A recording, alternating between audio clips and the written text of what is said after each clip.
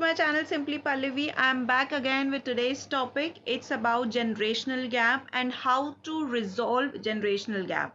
So without any further delay, let's get started. What is the generation gap?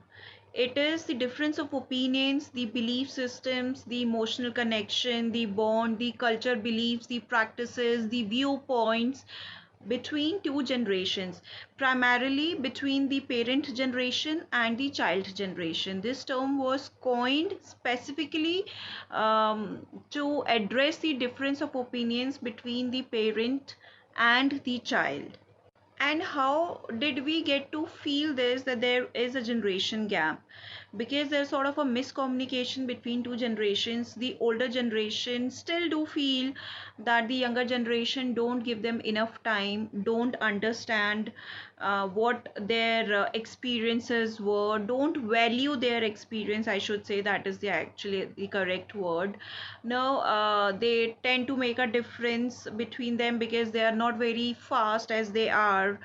That is the older generation approach or the thinking. The younger generation, on the other hand, do feel that the older generation often misunderstand them, misinterpret them, because of their new social technological advancement.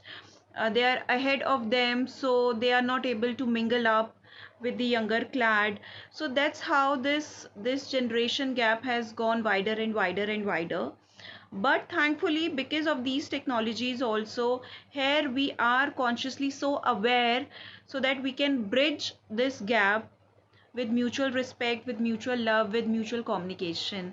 So that is the actually main topic of my video today, that how we can bridge this generation gap between two generations who are quite rigid about their opinions, about their beliefs. But then I guess it's a time to bridge them with more love and compassion. To start with, I guess first is the patience. Patience is the key.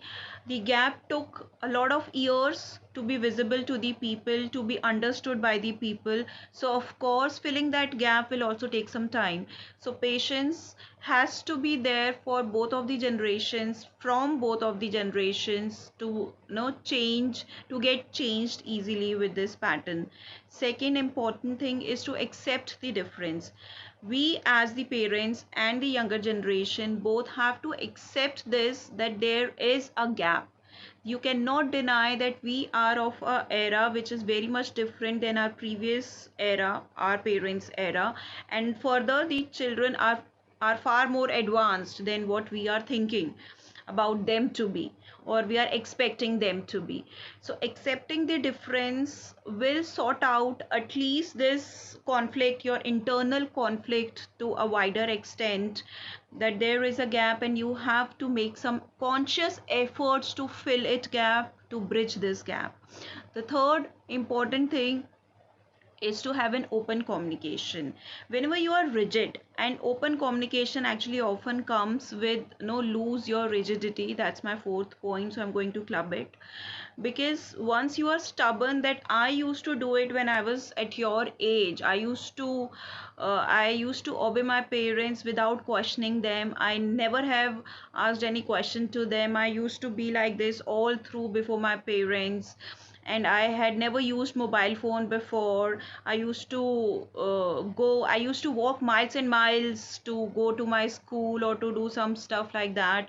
Now whenever you start comparing yourself when with your children, when you were at their age, there is a full stop in their minds, that we cannot have a further communication. So try to avoid such comparative communication with your kids. Understand that they are of a different age because of the technological advancements, environmental, social, political advancements, internet advancements. They are little ahead of us, and I think we should be happier with it. So let's get into this habit of accepting the fact that they are smarter breed than us, and we have to cope up with the speed that they are having with themselves. One important point I would like to mention here, that try to accommodate rather than change. Change is very difficult, however, it's a very continuous process. But changing yourself completely to be liked by someone, especially as a child, I'm telling you, no, expecting your child to change completely to be liked by your parents, and parents to change themselves completely when they have lived more than half of their lives in that particular fashion, is going to be very, very, very difficult, almost impossible also, I guess, for the parent generation. So better to make a change. Let's have an accommodative approach to this generation gap. Try to twist your patterns, try to twist your beliefs to a little extent that you and the generation, the younger generation, and for the younger generation, the older generation, get accommodative. No, get fixed in one square picture types, so that you both can peacefully live together without having much differences. Differences do occur, that's a part of the life. We are two different people, two different generational people, they're gonna be have some conflicts, but how to resolve those conflicts, how to keep our relationship above than our individual differences, that is the thing we have to keep in our minds all through the time. Either be the parent generation or the younger generation, the mutual love, the mutual respect for each other, that should be the base, the ground for our relationship, and that can actually help to progress collectively as a family into, into the newer world, into the new technology, into the new era, I should say. So that's it, guys. This is a quick video about generational gap and how to bridge this generational gap. I hope you resonate with this video and you try to put in some efforts according to it. Again, I'll push more onto this fact that be more accommodative than no feeling for a change or ask for a change. I guess that's gonna be the key to be having a prosperous and a happy and a healthier family.